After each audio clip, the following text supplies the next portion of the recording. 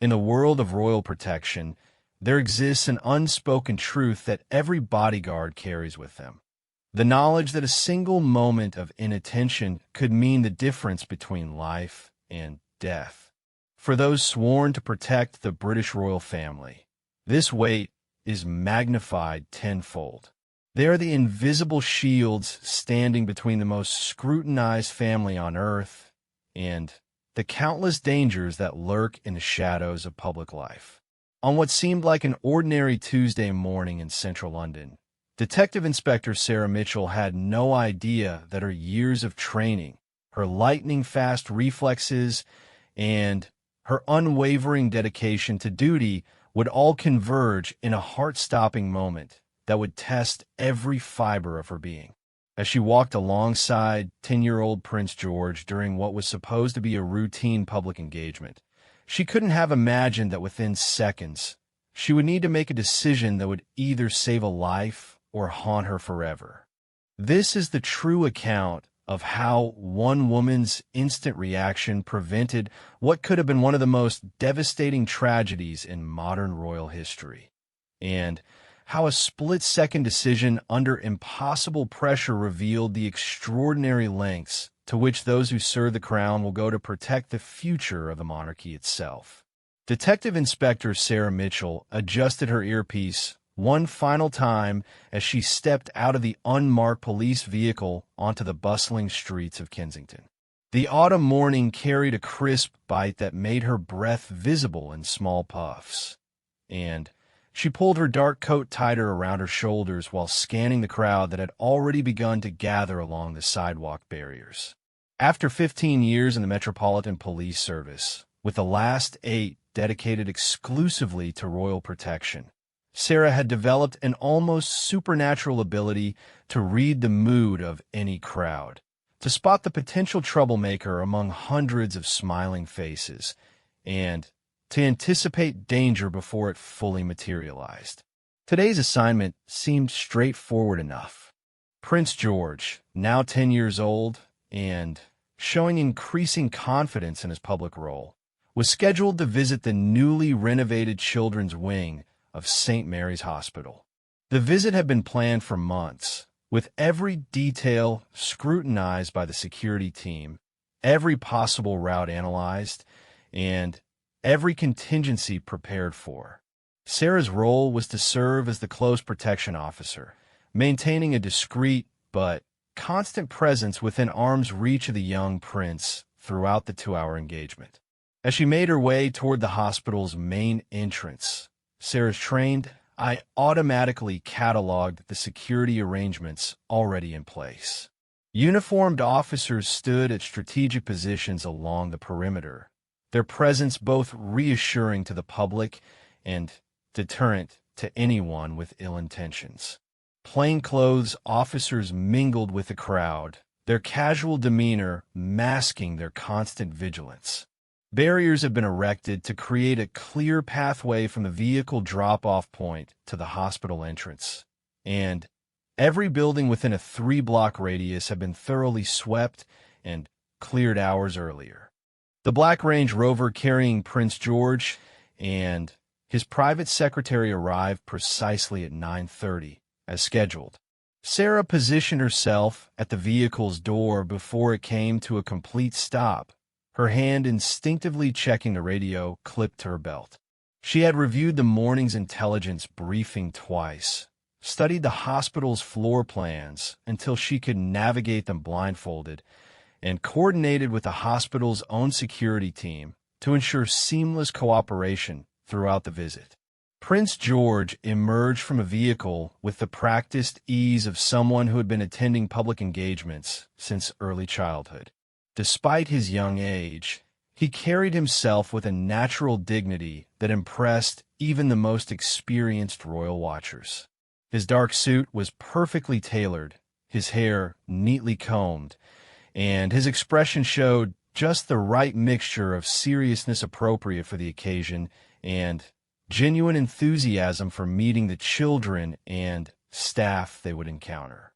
"Good morning, Inspector Mitchell," the prince said quietly as they began walking toward the hospital entrance.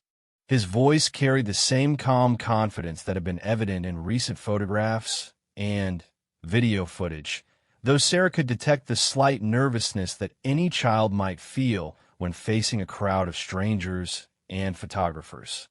"Good morning, Your Royal Highness," Sarah replied, falling into step beside him while maintaining the perfect distance that would allow her to react instantly to any threat while not crowding the young prince. "The hospital staff are very excited to meet you today." The crowd along the barriers was enthusiastic but well-behaved, typical of a reception the royal family generally received at charitable events. Sarah's attention split between acknowledging the smiles and waves directed their way and continuously scanning for anything that seemed out of place. A photographer adjusting his lens caught her attention for a moment until she confirmed he was part of the official press pool. A woman near the front of the crowd seemed unusually animated, but Sarah quickly realized she was simply excited to see the prince and posed no threat. Inside the hospital, the atmosphere was warm and welcoming. The chief administrator, Dr. Patricia Williams, greeted Prince George with genuine pleasure, clearly delighted to show off the improvements that had been made to the children's facilities with funding partly provided by the Prince's Trust. The newly renovated wing featured bright, cheerful colors, state-of-the-art medical equipment, and play areas designed to make the hospital experience less frightening for young patients. Sarah maintained her position slightly behind, and to the left of Prince George as they moved through the corridors, her eyes constantly moving, assessing each new environment they entered. The hospital staff had been briefed on security protocols, and she noted with approval that they were following the guidelines perfectly, allowing the prince to interact with patients and families while maintaining appropriate distances and clear sight lines. Their first stop was the pediatric oncology ward, where Prince George would meet with several young patients who were undergoing treatment. Sarah watched as the 10-year-old prince demonstrated remarkable composure and empathy sitting beside hospital beds and engaging in conversations that would have challenged many adults. His genuine interest in each child's story and his ability to bring smiles to faces that had seen too much suffering reminded Sarah why she had chosen this particular assignment within the Protection Service. In one room, they met 8-year-old Emma, who had been battling leukemia for 18 months. Prince George listened intently as she described her treatment and her dreams of becoming a veterinarian. He asked thoughtful questions about her favorite animals and shared stories about the various pets kept at the royal residences. Sarah noticed how the child's parents watched the interaction with tears in their eyes, clearly moved by the prince's kindness and maturity. The visit continued through several more wards, with Prince George meeting with physiotherapists, nurses, and doctors who explained the innovative treatments and therapies now available in the renovated facility. Sarah observed how naturally the prince adapted to each new situation, whether he was sitting on the floor playing with toddlers in the pediatric unit or standing respectfully while surgeons explained complex procedures they were pioneering. As they prepared to leave the hospital for the second part of the morning schedule, Sarah received an update through her earpiece from the advance team that had been securing their next destination. The route remained clear, traffic was flowing normally, and all security checkpoints reported normal status. She acknowledged the information while helping coordinate the prince's exit from the hospital. The crowd outside had grown larger during their 90-minute visit inside, but remained orderly and enthusiastic. Sarah noticed several new faces among the spectators, but her quick assessment suggested they were simply additional well-wishers who had arrived hoping to catch a glimpse of the young prince. A group of school children from a nearby primary school had been given permission to line up along one section of the barriers, their excitement evident in their animated chatter and the small flags they waved. Prince George paused to acknowledge the crowd, offering waves and brief conversations with several people who had been waiting patiently for his appearance. Sarah remained close, her attention divided between facilitating these interactions and maintaining her security awareness.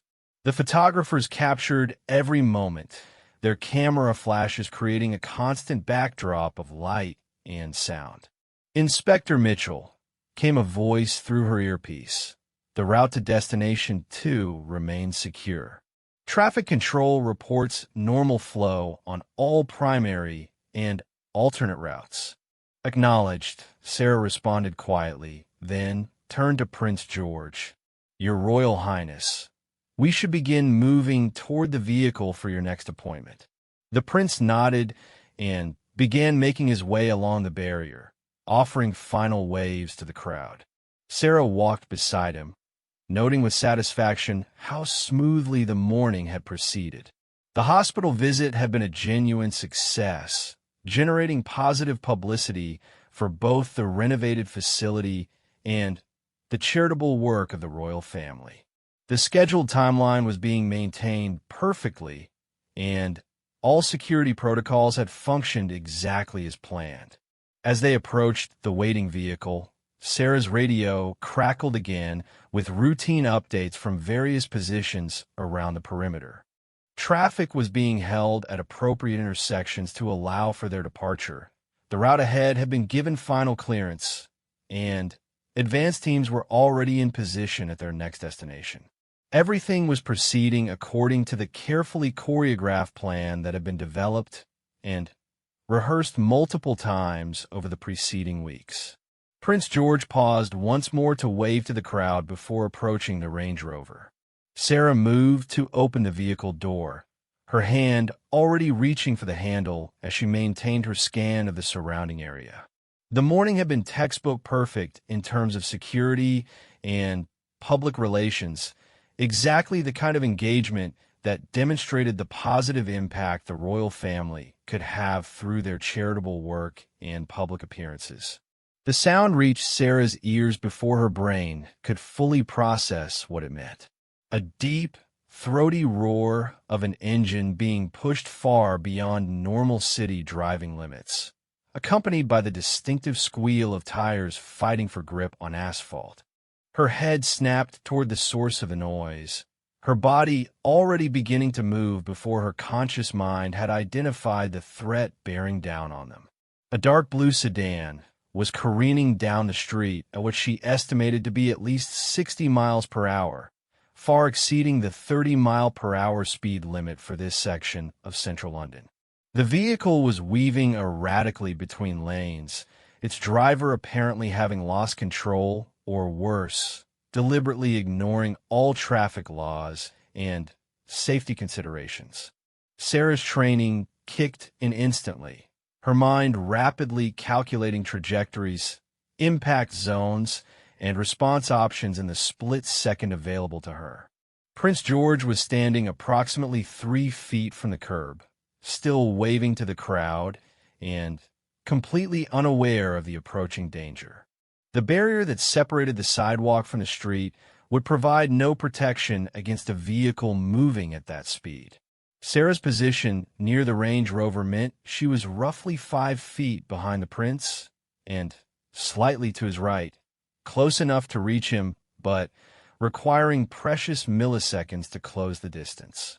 Vehicle approaching fast. Sarah shouted into her radio while simultaneously launching herself toward Prince George. Her years of physical training served her well as she covered the distance in 2 powerful strides, her hands reaching for the young prince even as her eyes remained fixed on the approaching sedan. The crowd around them was just beginning to notice the commotion, their cheerful chatter giving way to confused murmurs and the first sounds of alarm. The sedan was now less than 50 yards away and showed no signs of slowing. Sarah could see the driver hunched over the steering wheel, his face twisted with what appeared to be panic or determination. The vehicle's trajectory would bring it directly into the area where Prince George stood, and Sarah realized with crystal clarity that they had perhaps 2 seconds before impact. "Get down," she yelled, not just to Prince George, but to everyone in the immediate vicinity. Her voice carried the unmistakable authority of someone accustomed to being obeyed in life-or-death situations. Some members of the crowd began to react, stepping back from the barriers and looking around in confusion, but most were still processing the sudden change from celebration to emergency.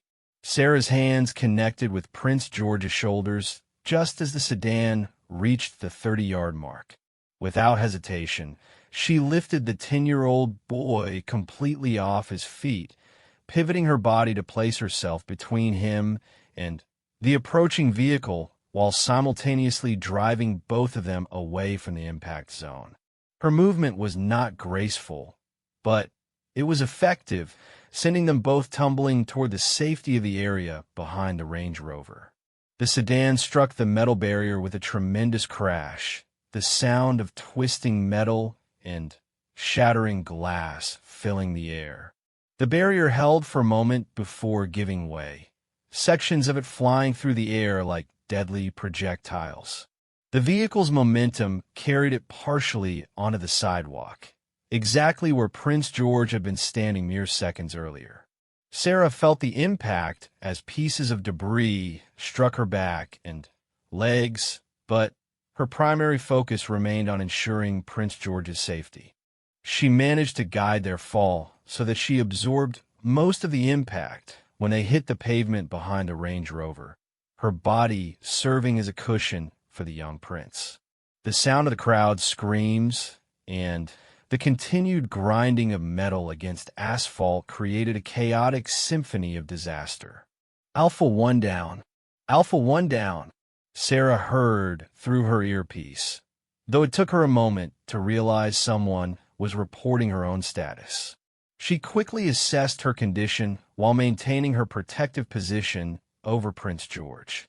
Her back ached where debris had struck her, and she could feel dampness that was likely blood from several cuts, but nothing seemed to be seriously damaged. "I'm okay," she called out, as much to reassure Prince George as to update her team. "Prince George, are you hurt? Can you tell me if anything hurts?" The young prince was wide-eyed with shock, but appeared physically unharmed. "I think I'm okay," he said, his voice remarkably steady considering what had just occurred. "What happened? Was that car coming for us?" Before Sarah could answer, the rest of the protection team converged on their position.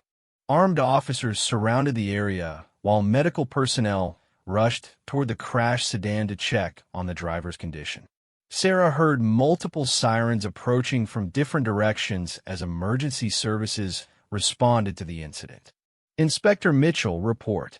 The voice belonged to Chief Inspector David Harrison, the senior protection officer who had been coordinating security from a command vehicle positioned 2 blocks away.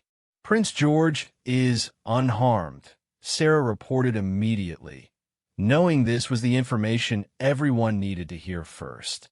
"I have minor injuries from debris, but am fully operational." The vehicle struck the barrier approximately 3 meters from our position. The barrier held long enough to reduce the impact, but was breached. "Understood. Medical team is en route to your position. Do not move until they clear you both." Sarah maintained her protective position over Prince George, while other officers secured the scene around them. She could see the sedan had come to rest against a lamppost, its front end completely crumpled from the impact with the barrier. Steam rose from the destroyed engine, and she could smell the acrid odor of spilled fuel and hot metal. "Is the driver alive?"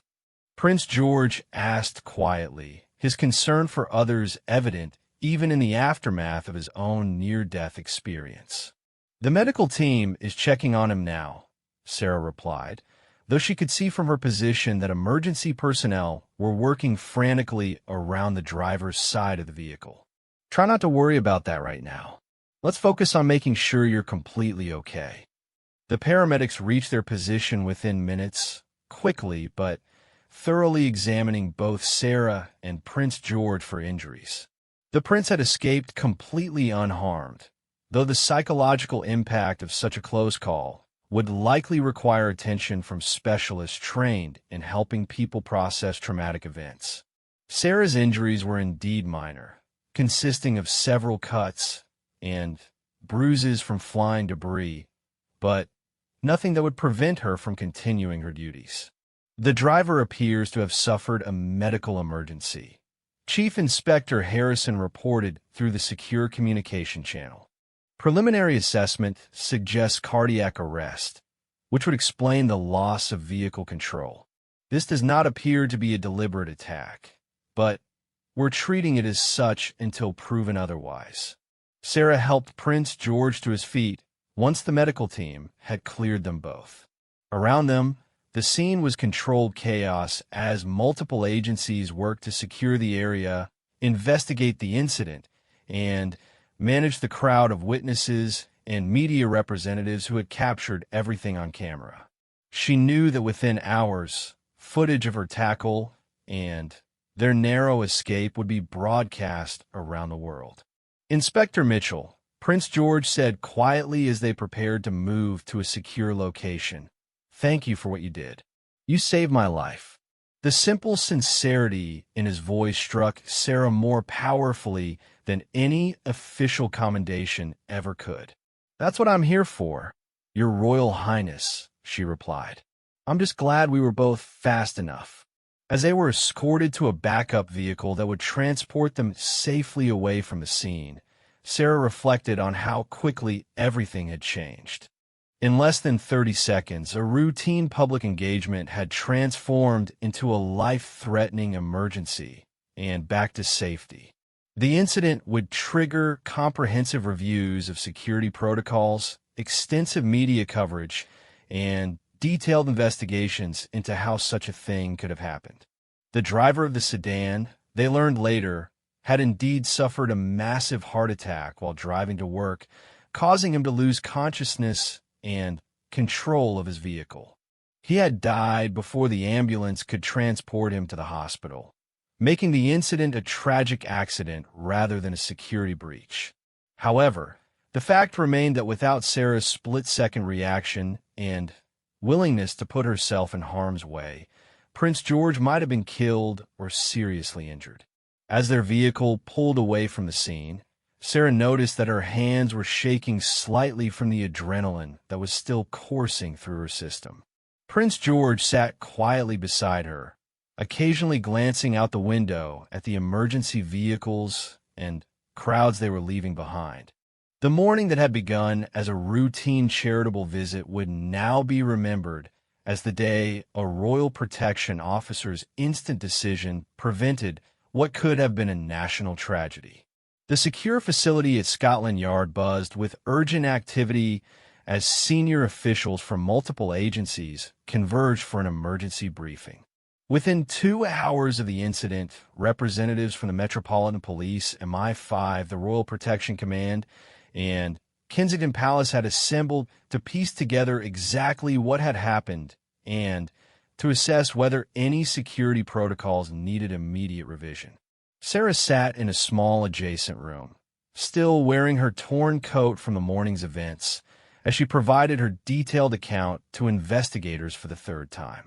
Each retelling was recorded and would be analyzed extensively to extract every possible detail that might prove relevant to the investigation. Despite her years of experience in high-pressure situations, she found herself struggling to maintain her usual professional composure as she relived those crucial seconds over and over again. "Inspector Mitchell, I want you to walk through the moment you first detected the threat one more time," said Detective Chief Inspector Margaret Foster, who was leading the internal review of the incident. "Take your time and include every detail you can remember, no matter how insignificant it might seem." Sarah closed her eyes briefly, allowing herself to mentally return to that pivotal moment. "I heard the engine noise first before I saw the vehicle. It was the sound of an engine being pushed well beyond normal operating parameters, combined with tire noise that indicated loss of traction. My initial assessment was that someone was either driving recklessly or had lost control of their vehicle. How long would you estimate passed between when you first heard the sound and when you made physical contact with Prince George? Approximately 4 to 5 seconds, Sarah replied without hesitation. The vehicle was traveling at high speed, so the window for response was extremely narrow. I made the decision to act based on trajectory analysis rather than waiting to determine the driver's intentions. The investigators nodded, making notes on their tablets. Sarah's quick thinking and decisive action were already being hailed as textbook examples of royal protection work. But the formal review process required examining every aspect of the incident to identify potential improvements for future situations. Meanwhile, in a different part of the building, Prince George was being interviewed by specialists trained in helping children process traumatic events. The session was as much about ensuring his psychological well-being as it was about gathering his perspective on what had occurred. Despite his young age, his account of events was remarkably clear and detailed, demonstrating the same composure he had shown during the actual incident. I was waving to the people when Inspector Mitchell suddenly grabbed me and we fell down, the prince explained to Dr. Rachel Stevens, the child psychologist conducting the interview. There was a really loud crash and pieces of metal were flying around. Inspector Mitchell kept herself between me and all the scary stuff. How did that make you feel? Dr. Stevens asked gently. Scared at first, but then I knew I was safe because Inspector Mitchell was protecting me, Prince George replied. She got hurt because she was making sure I didn't get hurt. I think she's very brave. The media response to the incident was immediate and intense. Within an hour of the crash, footage captured by witnesses and photographers was being broadcast on news channels around the world.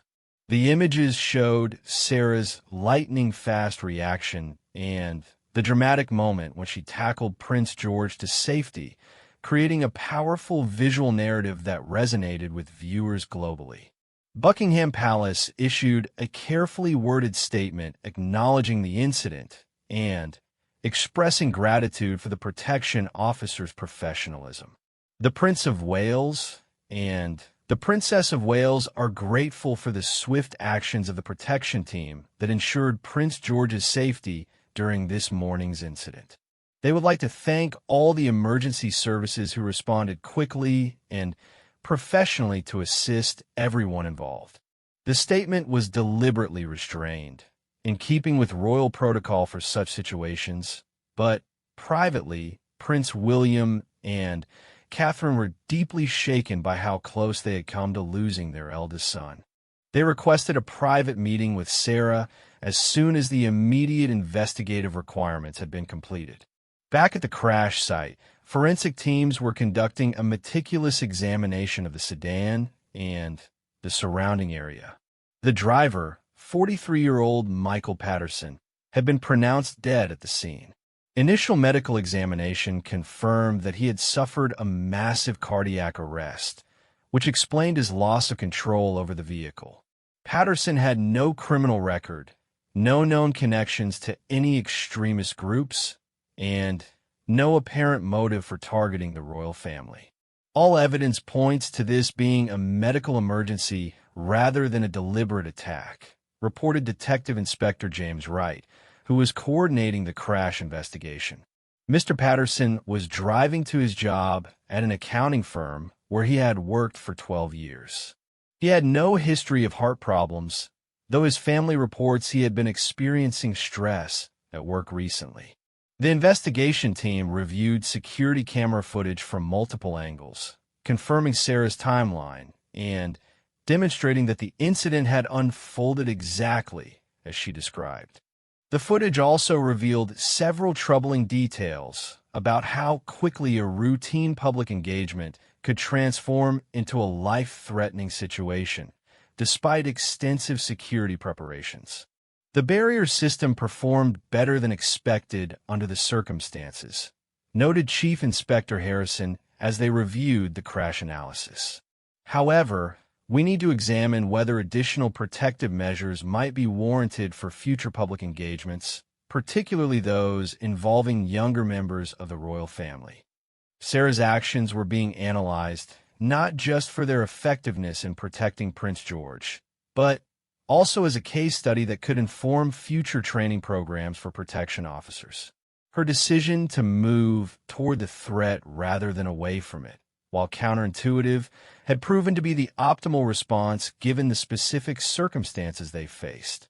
Inspector Mitchell's reaction time and tactical decision-making were exemplary, commented Commander Patricia Hayes, the senior officer responsible for Royal Protection operations. She demonstrated exactly the kind of split-second judgment and willingness to assume personal risk that we expect from our protection officers.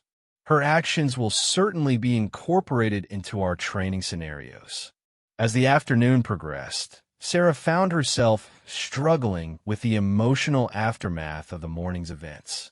While her training had prepared her for the physical and tactical aspects of protecting the royal family, the psychological impact of coming so close to failing in that responsibility was more challenging to process. The knowledge that a few seconds' delay in her reaction could have resulted in tragedy weighed heavily on her mind. The private meeting with Prince William and Catherine took place that evening in a secure conference room at Kensington Palace.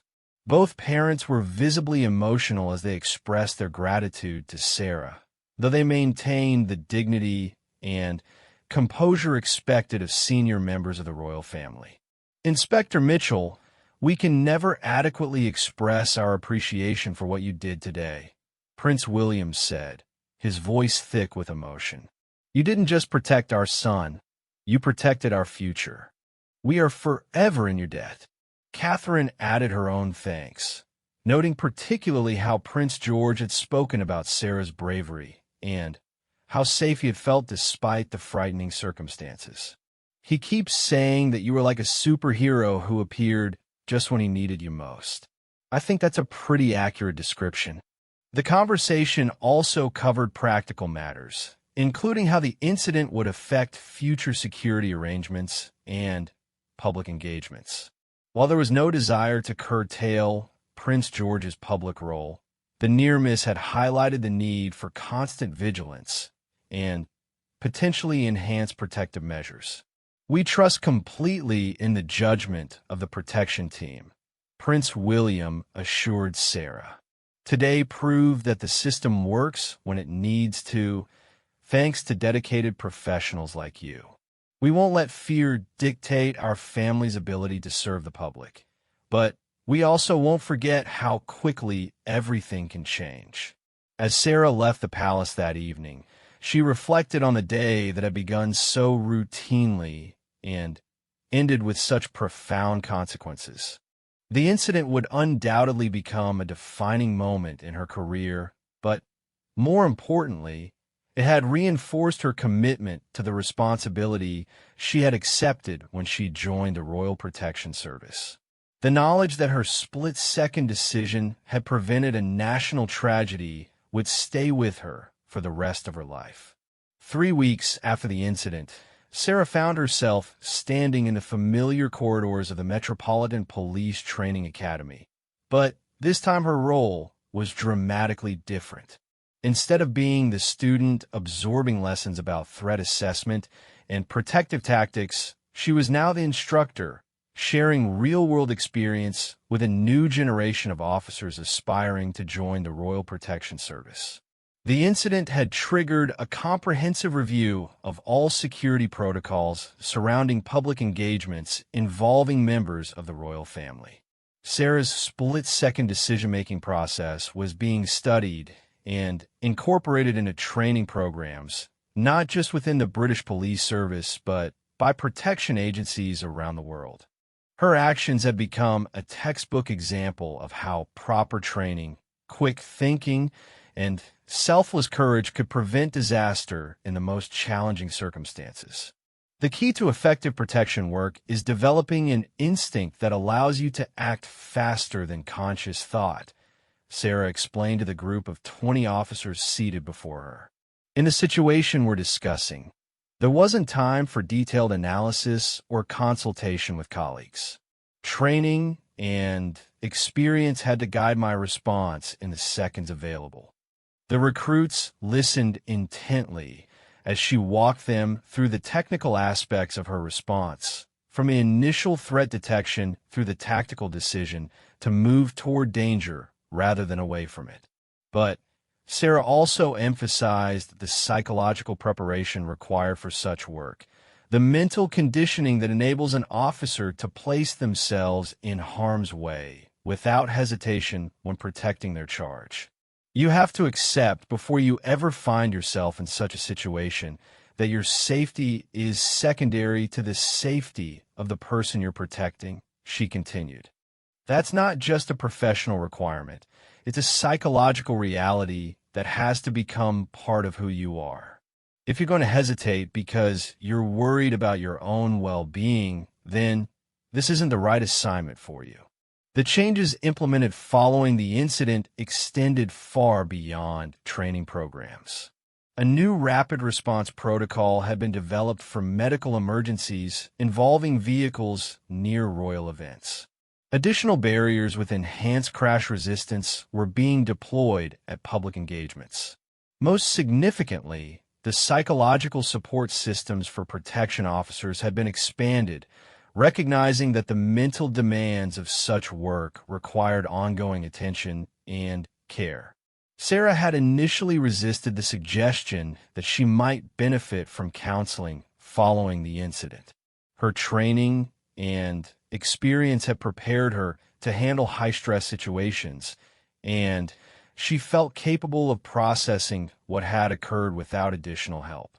However, the department's new protocol required all officers involved in critical incidents to participate in psychological evaluation and support services. Dr. Elizabeth Morgan, the therapist assigned to work with Sarah, had extensive experience helping first responders deal with traumatic events. During their sessions, she helped Sarah understand that processing such experiences was not a sign of weakness, but an essential component of maintaining peak performance in a demanding profession. What you experienced that morning was not just a physical threat response, but an intense emotional and psychological event, Dr. Morgan explained during one of their sessions. The knowledge that a child's life hung in the balance of your decisions creates a specific type of stress that even the most experienced officers can struggle to process. Sarah gradually came to appreciate the value of these conversations. While she had successfully protected Prince George and performed her duties exactly as required, the weight of responsibility and the proximity to potential tragedy had affected her more deeply than she initially realized. The sessions helped her develop better strategies for managing stress and maintaining emotional balance in future high-pressure situations. The public recognition of Sarah's heroism came in multiple forms. Media outlets around the world had covered the story extensively, with many describing her as the embodiment of dedication and professionalism in public service.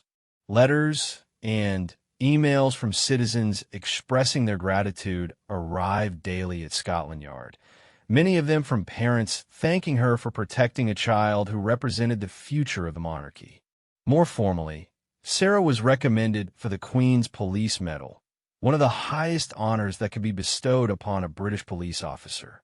The citation praised her exceptional courage and swift, decisive action in the face of extreme danger, demonstrating the highest standards of professional excellence and personal bravery in protecting a member of the royal family.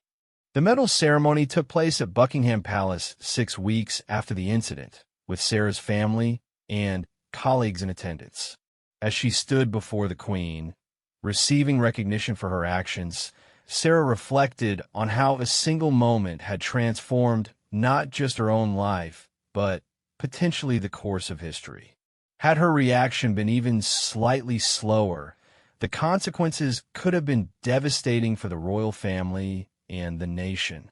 Prince George, now fully recovered from the psychological impact of the incident, had specifically requested to be present at the ceremony. His parents had agreed, recognizing the importance of allowing him to express his gratitude personally to the woman who had saved his life.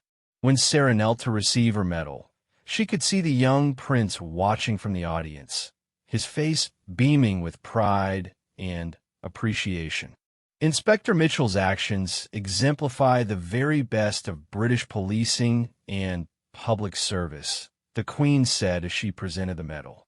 Her courage and dedication remind us all of the debt we owe to those who dedicate their lives to protecting others, often at great personal risk. The ceremony was covered extensively by the media, but Sarah appreciated that the focus remained on the broader principles of duty and service rather than on her individual heroism. She had never sought public recognition for doing what she considered to be simply part of her job, though she understood the value of such recognition in highlighting the important work performed by protection officers throughout the country. Following the medal ceremony, Sarah was approached by Prince William and Catherine, who had attended to show their continued appreciation for her service.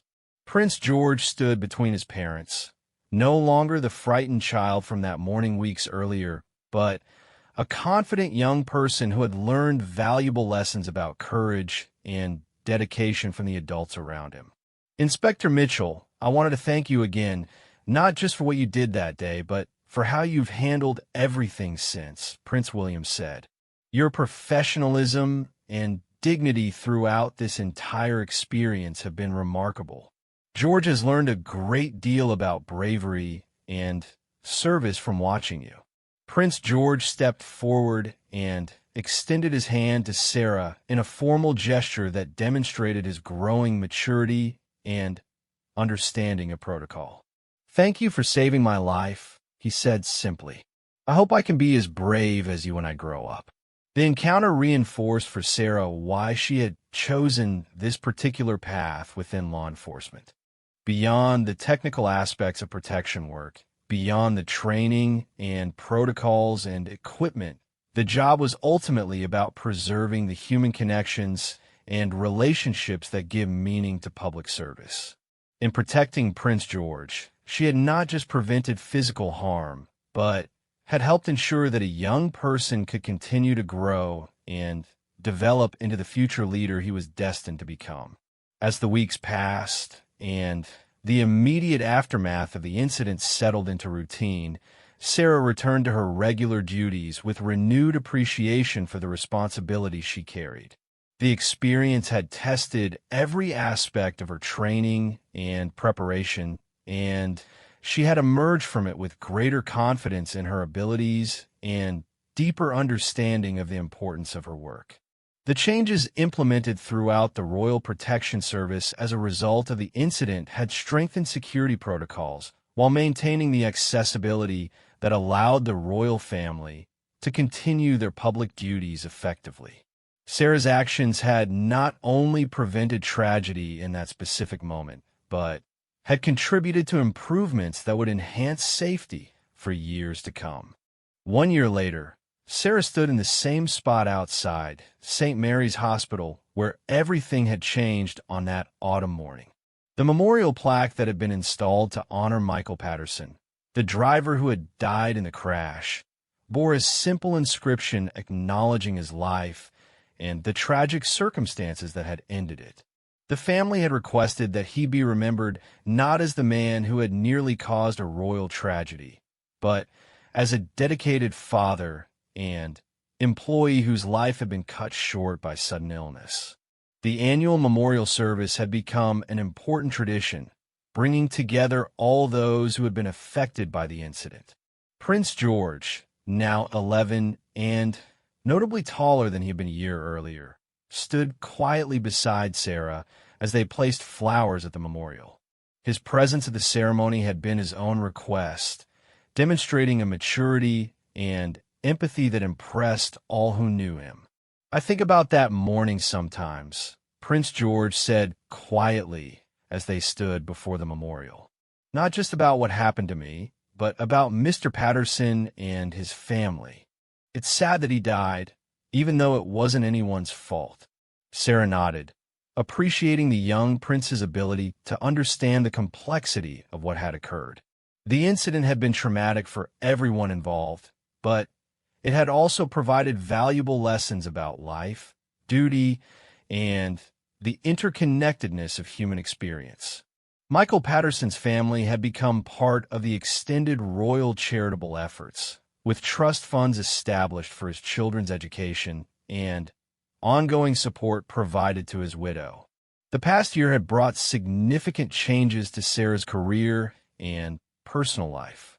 Her expertise in protection work and crisis management had made her one of the most sought-after instructors in law enforcement training programs around the world.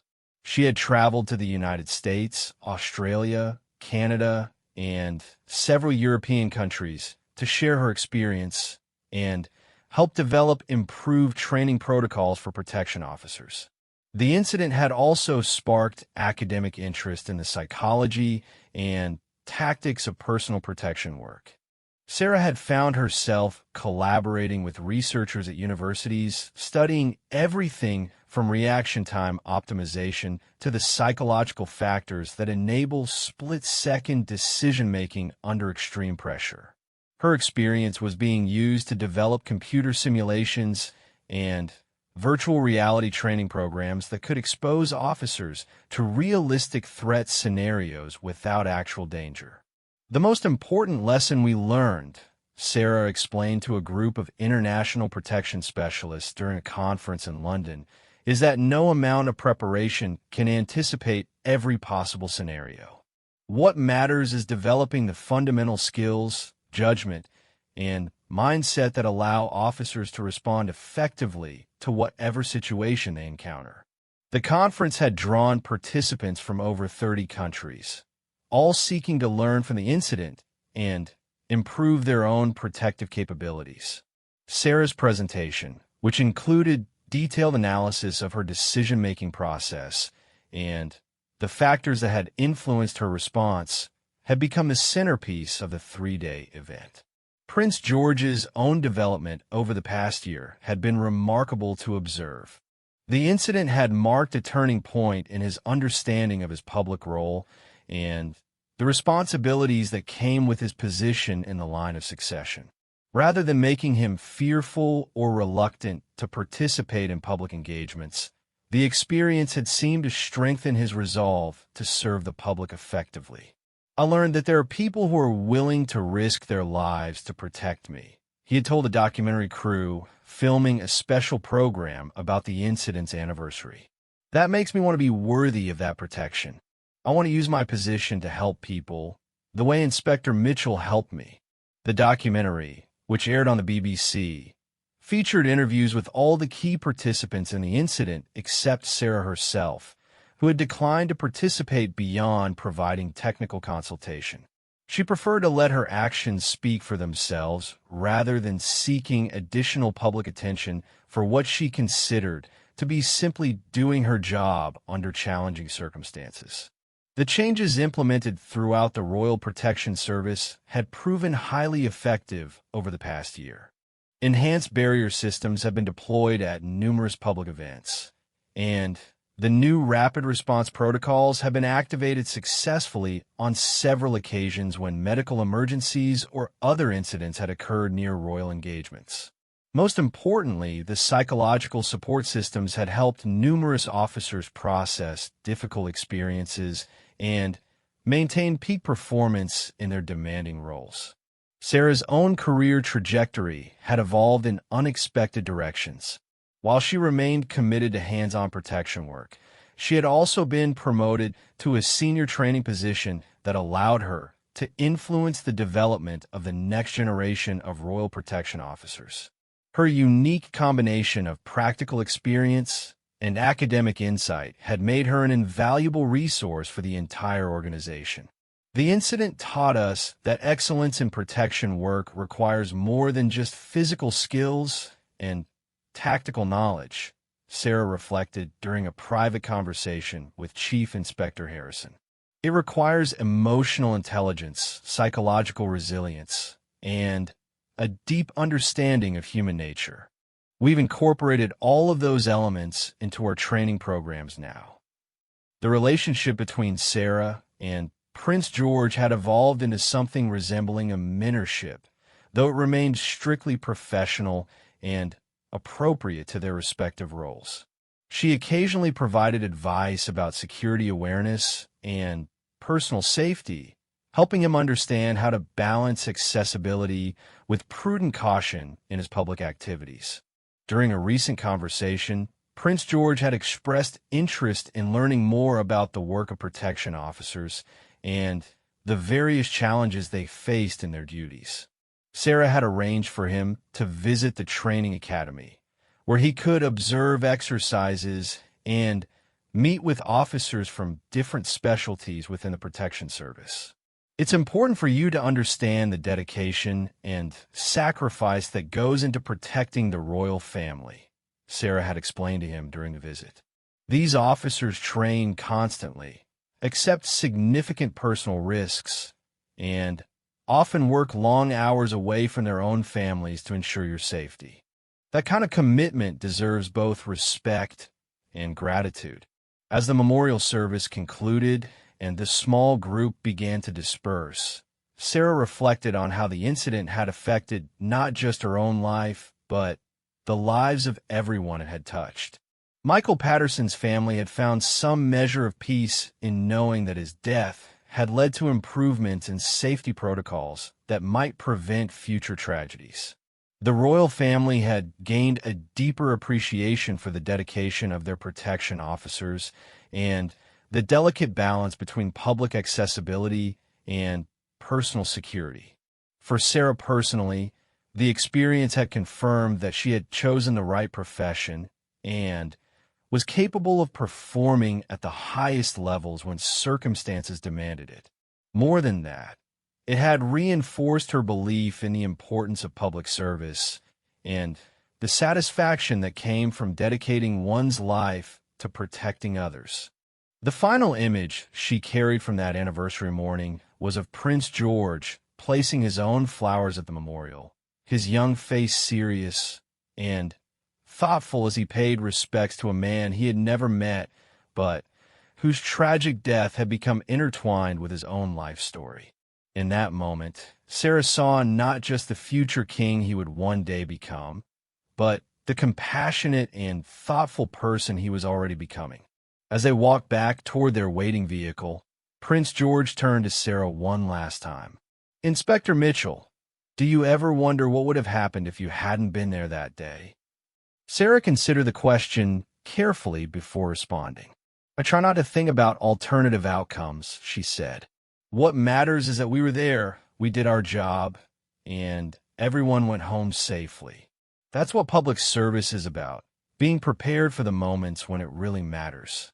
The young prince nodded, seeming to understand the deeper meaning in her words. As their vehicle pulled away from the memorial site, Sarah felt a profound sense of satisfaction in knowing that her split-second decision on that autumn morning had not only saved a life, but had contributed to lasting improvements in the protection of the royal family and enhanced the safety of all those who serve the crown. The incident would remain a defining moment in her career, but more importantly, it had demonstrated the value of dedication, training, and courage in the service of others. In the end, that was the legacy Sarah hoped to leave, not just as the officer who had saved Prince George, but as someone who had devoted her life to the principle that protecting others was the highest form of public service.